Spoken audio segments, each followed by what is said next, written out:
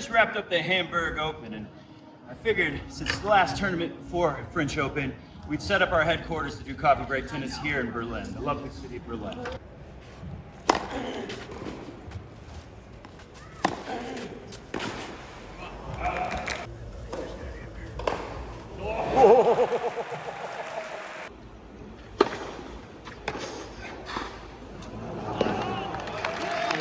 Put it on screen. According to SH Tennis, and I agree with him, there's 5 favorites that we got going into the French Open. Of course, there's Jannik Sinner, Sasha Zverev, Novak Djokovic, Casper Ruud and Daniil Medvedev.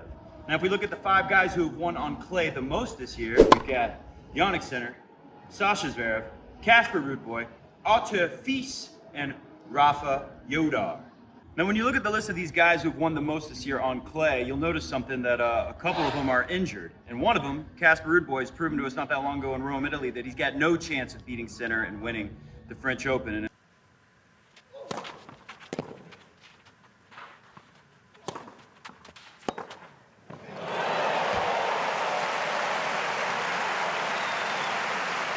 get the feeling Sinner didn't feel too much fear. And of course, you got Jodar down there, who's probably, kind of a dark horse pick for a lot of people. When we look at the winning percentage at Roland Garros for on tour best, well, obviously Rafa's got the best, but when you look at the best winning percentages for people who are still playing on tour at the French Open, Alcaraz at number 1, he's out. Number 2, Djokovic, way ahead of everybody else at 85.59%. Zverev, 79, that looks great, but he's hurt. Still, he's here even though he's hurt, probably because he knows with Alcaraz out, this might be his best chance at winning a major for the rest of his career. Sinner is surprisingly low at 76.66. Of course, he's going to make that number go way up here and beyond. And then another guy who's injured, Holger Rune. So the way I see it is there's only 2 guys who could actually win this tournament. Maybe Medvedev, maybe Rafa Jodar is another dark horse. I put Medvedev ahead of him. But really, it just comes down to Sinner, or could Novak Djokovic win one more major? Could this be it? Hendrick. Yeah. The sun. Yeah, absolutely, the sun. Nice. And that's about the way it is in merry-go-round. You get on.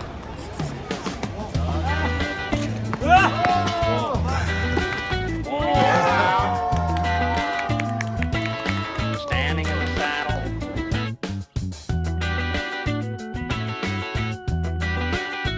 Man is born. Man lives. Man dies. And it's all vanity. He tried thrills. Oh, sorry. He said, I gave myself to enjoy pleasure.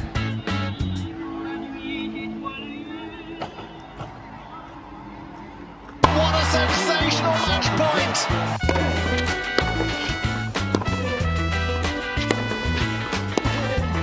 You can't understand it. It's going so loud and so forth, and they're wiggling and wobbling around and everything else, and yet they're not satisfied. And this jockey say, here is a tune that is different.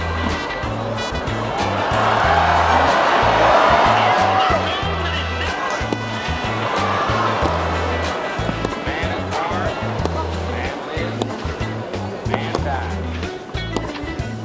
and it's all vanity.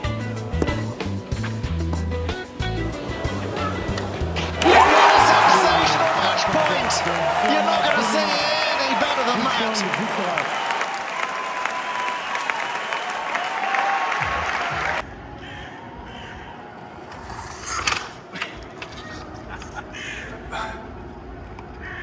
Well, it was the Scheisse heard round the world to start Roland Garros this year. Pretty funny here.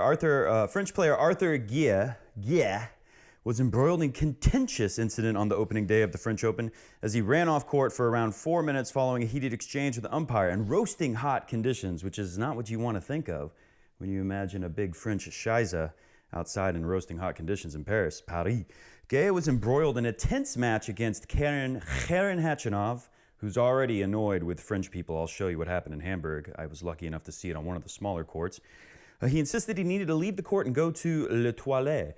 The umpire did not feel he was asking to take a break, at an appropriate moment and encouraged him to play on, but his response left little to the imagination. I really can't, says an irate Guy. I gotta go from French to English accent. I need to, Scheiße, I feel it's going to go out. It is not a joke. I can't explain the situation. I'm going to Scheiße aus dem effing court. I'm sick. I have the diarrhea. And I saw some German coverage of it here, and they called it Durchfall, which I think roughly translates, diarrhea in German translates to something like going through and falling, or going through and it's accidental, an emergency going through you and onto the tennis court. Anyways, let me show you what I'm talking about. So I was on this side court. I'm sitting next to this German guy I just happened to meet named Alex. I told him, he asked if I played tennis.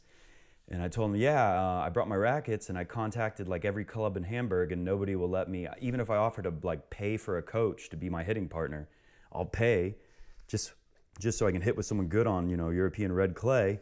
And they say, sorry, you have to be a member. And he's like, well, I am a member. You can come and hit with me at my club. So anyways, you'll hear him in the background, and there's my brother with his Team World Laver Cup hat on, sitting right in front of the screen. Anyways, here's Gaston, if you'll remember, when Dominic Thiem was a big second favorite behind Nadal to win a French Open, and they were always saying Thiem is going to win one of these one day, just after Nadal retires, most likely. This guy almost upset Dominic Thiem in the early rounds. I think he took him to 5 sets, and he hit something like 87 drop shots in one match. Well, he was at it again, and Karen Khachanov does not have as good a hands as he has the ability to blast balls. Khachanov on your left here. That's not enough, says Alex, my German friend.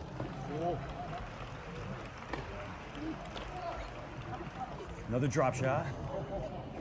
And pushes it long.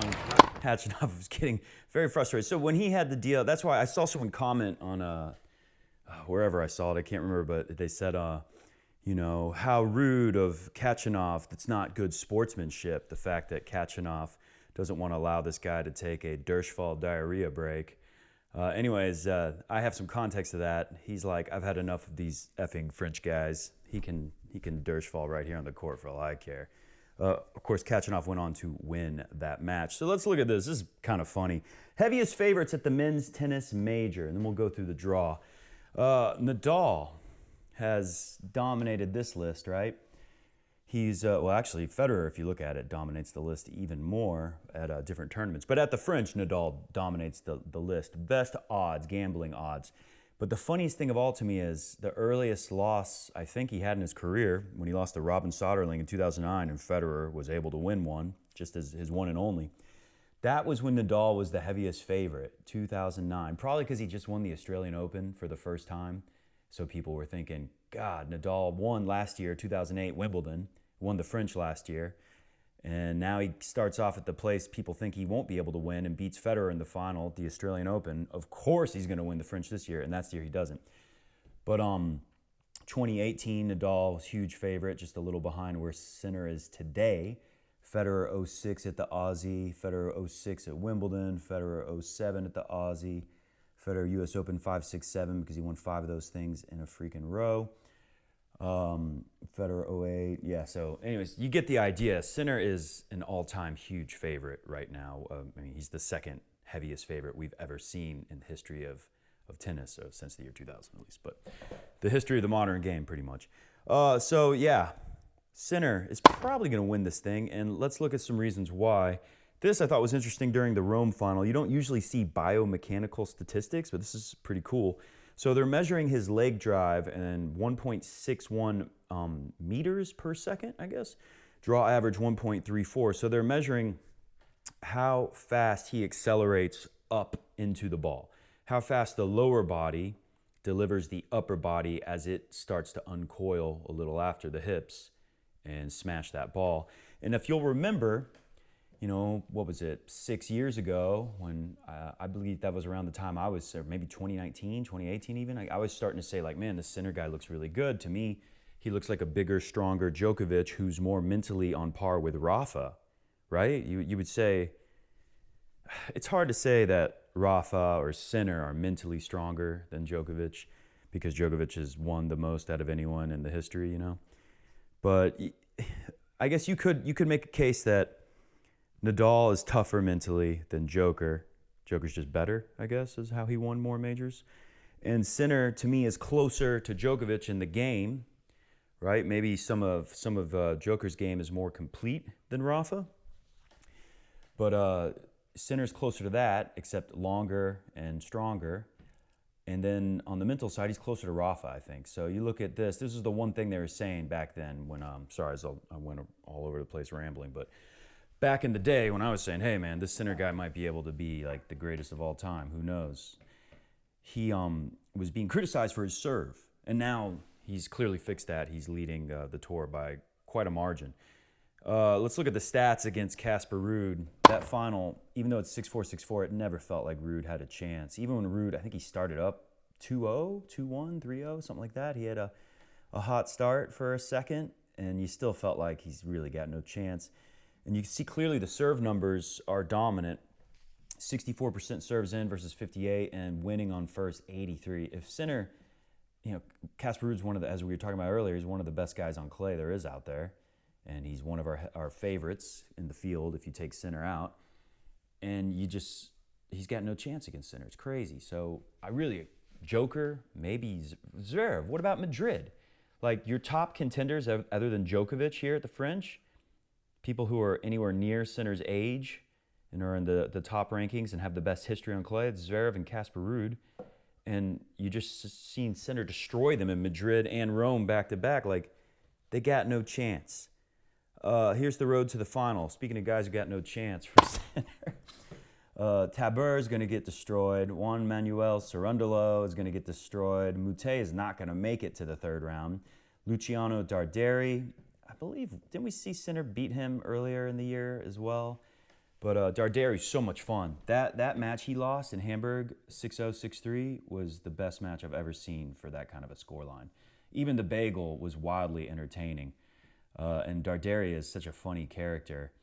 At one point he stuck his ball in his mouth and spit it out towards the crowd.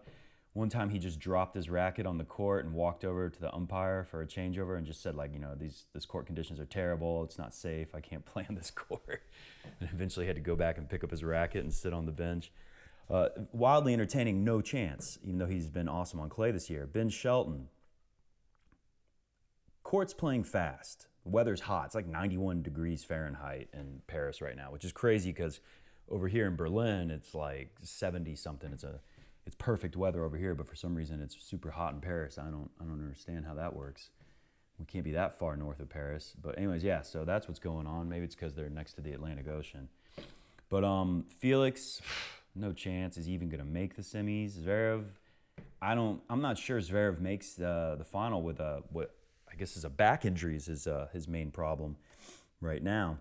Let's talk about Novak Djokovic. He played last night, and for the first time in my life, I'm in Europe during the French Open, and I'm watching a night match late at night in Europe. It's kind of weird, for Americans. You're used to it being 6 hours earlier when you're watching a match that goes late. But yeah, so watching a match here late at night in Europe is kind of cool. On the phone, obviously, since I'm in Germany and the French Open happens in Paris. But it was a tough first match. It makes me think of that time where John Isner was up 2-0, I think, and you don't want to say he had a chance to beat Rafa, but shit, he had a chance to beat Rafa. Kind of reminds me of that. Like on clay, these big guys, they have more time. The ball sits up in their strike zone. It's not an ideal first-round match. I think that one was first or second round for Rafa. And I think Joker did good. Even though he dropped the first set, this is a good start for the Joker. He wins more on first serve overall, wins a lot more on second serve. You knew that was coming. And the fact that he went toe-to-toe, like Perry Carr was crushing balls. He had 54 winners on 46 unforced errors. And Joker, hung with him on the winner count, pretty close, 45 to 54. But look at that. He's got like 30 less unforced errors at 18. So I was impressed with Joker's start. And if there was any question about Joker coming in healthy enough, didn't play enough clay coming in or whatever, he's been doing it for a while now. It's clear that he prioritizes the majors. He's made the semifinals or better at every major for the last freaking couple years. why not? We're gonna look at his draw and talk about why not, but I think he's really the only person who's got a chance. One thing I always wondered about Hamburg, I'll show you now. What the heck is that thing? You know, I know it's the roof, but maybe Halle has a roof like that. Other than that, you've never seen a roof like that in a stadium. And it's like a giant umbrella. The thing goes, it's a reverse umbrella, basically, which I've always wondered about. So now that I've been to the Hamburg tournament after watching it for years on tennis TV, I got to see it up close, and I didn't get footage of it. Dude, security's pretty tight. After the Darderi night match, they wanted everyone out of the stadium, and I saw they were closing the roof overnight. So I just wanted to go up the stairs back into the stadium just for a second and get a little video of the roof closing so I could show it to you guys here on YouTube. And the security guy was like, "Wir feiern, gehen Sie, aus!" He's like saying, like, get the hell out of here. And I was kind of stunned. I was like, man, he's really rude just for being like a tennis court usher. Well, he looked more like security though, so not exactly a volunteer usher like you'd see at the Cincinnati Masters. Anyways, take a look. I wanted to, before we go into the draw, that's the last thing we'll do. I wanted to refute some of these common myths against, I guess they're not that common. You know, these are like professional center haters on Twitter. I want to say some of them are the like diehard Joker fans who don't appreciate people saying, well, Joker won all the Masters when he was 31 years old and Sinner's done it at 24 years old now. But here it is. Sinner was, past tense, one win away from achieving the Golden Masters at only 24. A reminder, it's never been done before 31 years old. It's never been done. Just Joker, is the only one who's done it. But yeah, and here's some stuff I saw on Twitter. This guy, Benoit, says, we're going to have to deal with this disguised cheating rule used by Alcaraz in Australia against Zverev and yesterday by Sinner. If it's a cramp, according to Medvedev in French, he doesn't have the right to get a massage, otherwise he does. He has cramps, we're not going to play the fool, said Medvedev. Like, I don't think, because like this guy is saying that, but if you watch the press conference, Medvedev says, hey, I have a solution, just change the rule. Like, that's what Medvedev's problem is. Medvedev's not saying anything like this, that Alcaraz and Sinner are disgusting cheaters or whatever this guy's saying. He's saying like, look, man, if we're going to make a rule, it's really stupid to not enforce the rule like ever. Especially with favorite players. I'm sure it's easier for them. Just like, Rafa occasionally got to take more time than necessary when getting ready for the other player to serve. I'm sure, like, we've seen stuff with Djokovic and Federer. I remember the controversy when they closed the roof for Federer in 2018, his last major in the final against Cilic. People were saying, like, it's unfair that they're closing the roof. It's an outdoor tournament. I can't remember the official reason why they closed the roof, but, it was thought that it helped Federer at the time. Like, yeah, sometimes these things will happen, but to me, they've always been the perks of making it to the very top and dominating the sport and becoming a mega superstar. Like, yeah, some decisions will go your way, but it's nothing like cheating, and that's why Medvedev said, like, hey, I have a solution, change the rule. You can now get treated for cramps. If you're cramping, physio can come out and rub your legs for you. Just don't say it's not allowed and then let it happen all the time. So yeah, debunked. Here's another one from this guy, Greg's. Here we go again with the same pathetic BS. The second this filthy protected doper loses a single set, he magically starts cramping. Funny how he never cramps when he's winning in straight sets and dominating. Last time he pulled the stunt, he cramped in Monte Carlo. I just want to point out that Sinner's been doing this forever. And I still, like, cringe because I felt like, wow, what a genius. It's a little bit luck too, I guess, but I said years ago, I remember saying on Coffee Break Tennis one time that maybe Sinner is just going to win everything and he's going to be the GOAT.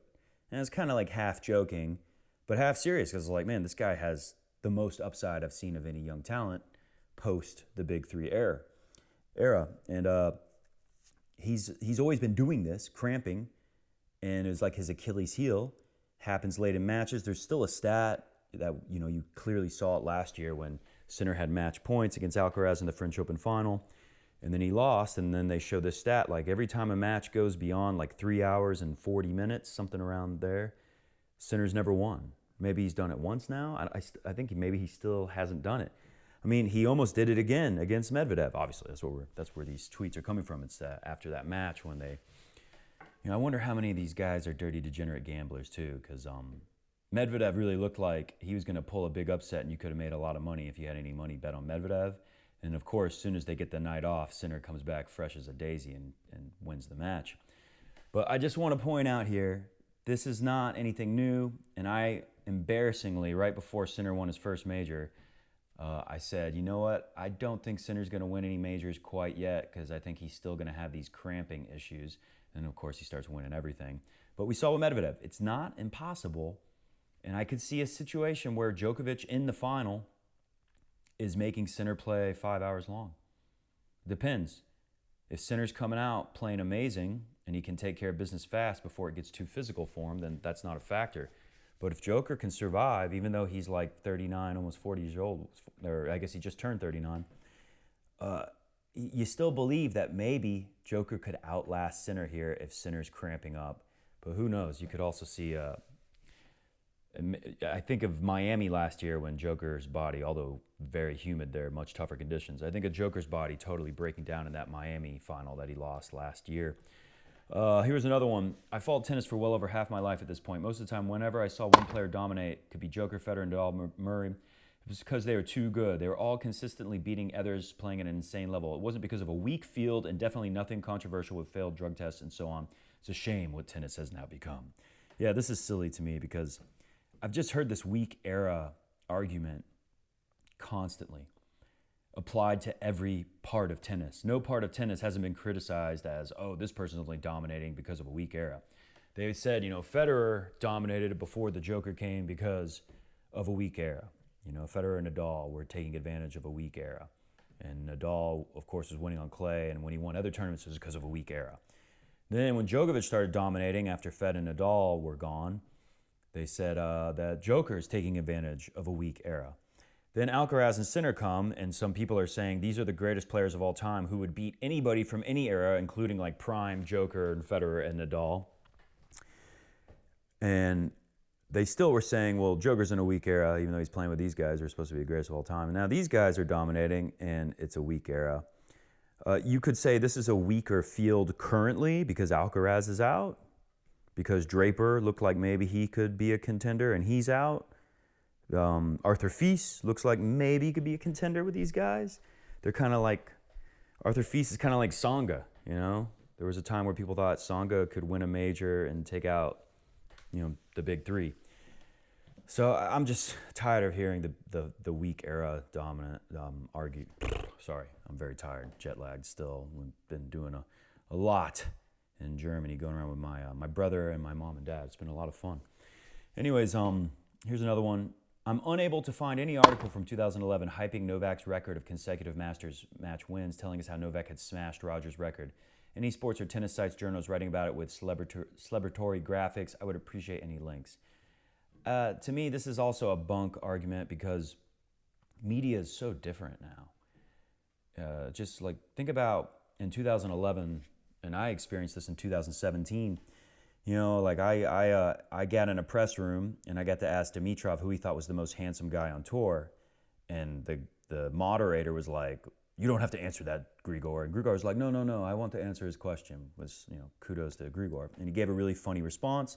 And for years, every now and then I'd see Tennis Channel one time played the audio. They never played the audio part of me asking it, but they played Dimitrov's answer.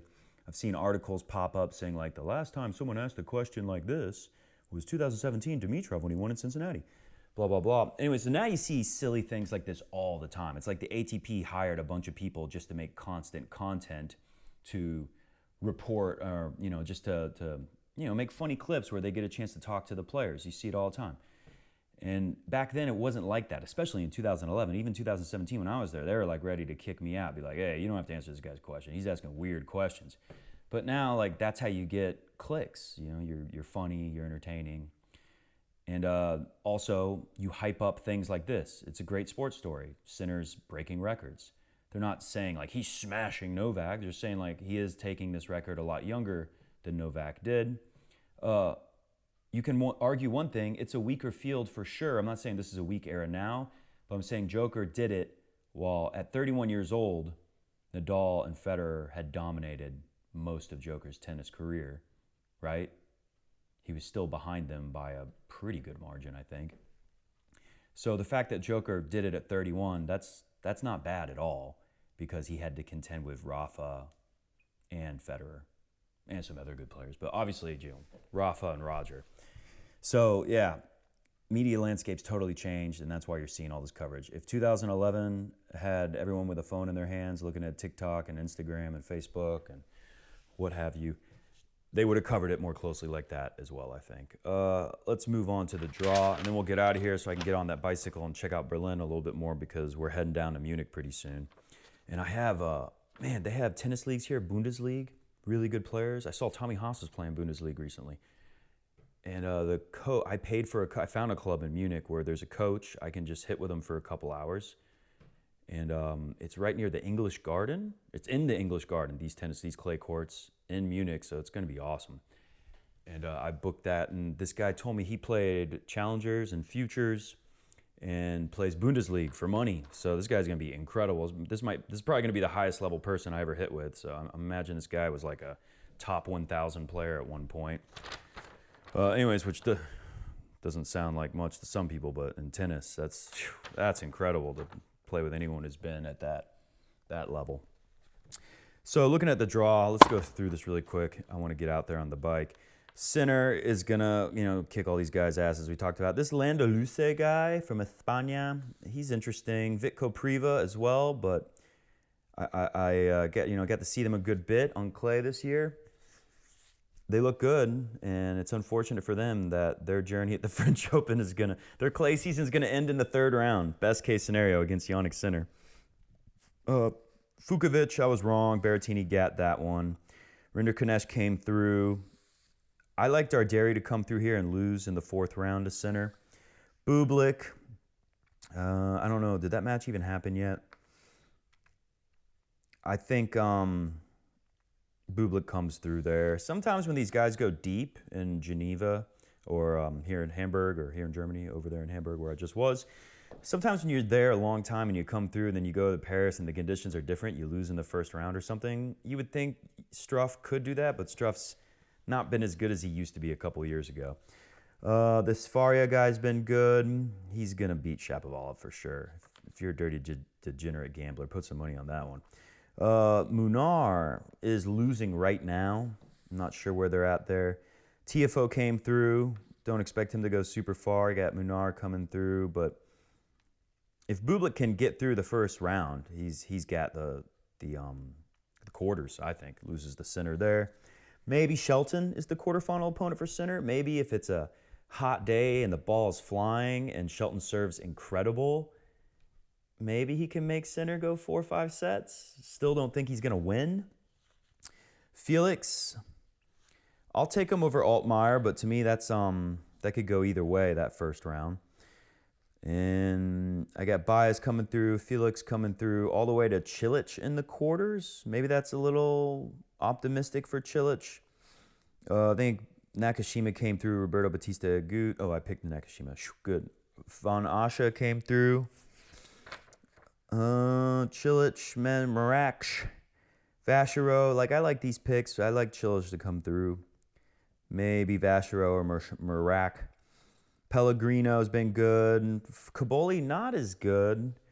Caboli's so up and down. I really don't know who to pick there, but I went Pellegrino because he seemed pretty solid, and he just came through qualifiers. A lot of times, qualifier comes through, he's feeling hot. Flavio Caboli's in the first round, it gets bounced. It could happen. It's an upset. I wouldn't put too much money on it, though. Giron, I got him coming through. Let's see. I took Tien, even though he just did really well. Is he going to be able to transition quickly enough? If he is, I like him to come through. Let's see, especially since he's playing fast. And he's a tricky lefty. I got Botic with the upset over Cerundolo. Got Monfils winning, we hope. Got Pop taking out Svida the Spider. And of course, Medvedev, I got him going pretty deep. I got him beating Cilic and losing the Sinner in an entertaining match. You see, I got maybe the Joker wins the whole tournament down below. Demon, hit the music. We're going to get out of here. Demon comes through, has to beat Blockman. Blockman's been good on clay. He could come through. I got Navone. Did I pick Minchik? Yes. I got Nuno Buno. He's been good this year. He already won. Kecmanovic, I didn't put that one in. I don't know what I would have put there. Probably Kecmanovic. I got Carabelli because he was impressive even though he lost, but I got to see him play here in Hamburg, and I was impressed with his game. Buza, I think he's losing right now. He just won here in Hamburg. He won the whole tournament. This Peruvian guy who looks like he's 15 years old. Very impressive game. Massive upside. Rublev should be able to take care of a business, but I put it on there as a potential upset because Rublev hasn't exactly been his best. Casper Ruud definitely come through. Hanfmann, I don't know why I picked him. I should have went with Medvedevic, but I took Hanfmann for some reason, maybe because of I've been here in Germany. I think he got 1 set, but he lost in 4. Sonego, Tommy Paul. So let's look at Joker because that's what matters. Deline or Valentin Royer will be easier. Fonseca could lose to Prismic, but I'll put Joker versus Fonseca, Ruud versus Tommy Paul. Joker plays Ruud, Joker beats Ruud, but that's going to be tough. It's not guaranteed. Buza I got going all the way. Maybe that was kind of dumb, but Rublev or Demon will probably be there. Joker wins that. Yoda comes all the way through. Bazavaretti called it. Fritz, not ready, even though he lost 12 pounds, and he played good enough in the beginning to where he thought he had a chance, but Bazavaretti got him. Zverev, I have him coming through, but I put question marks. And I got Lehechka. Did he lose? Did Yuri Lehechka lose the Busta? I don't know. That was a close one. I think Kakinakis and Atman are still going at it. Looks like Kaki's got a chance. I got Yodar going through here and beating Zverev because I don't know if Zverev's 100%. I put question marks all over Zverev. We shall see. I think Joker, Sinner is your final. At least I hope. That would just be the coolest one for the story of tennis. Anyways, I'm on the move. We're going to Munich soon. We're going all over the place. We're making stops on the way. Gonna hit up Nuremberg first. Gonna try that world famous, 2 sausages in 1 bun, 3 sausages stacked on top of each other. And the Rota beer. Looking forward to all that. I'm gonna try to watch as much tennis as I can on the move. Gonna try to enjoy being here with my family. We got 10 more days in town, or 11 more nights, something like that. I'm gonna try to make the most of it, but watch tennis and make some videos. No promises, but there'll definitely be some more videos while I'm here in Europe, and we'll return to the US to wrap it up with the French Open final and your champion. See ya!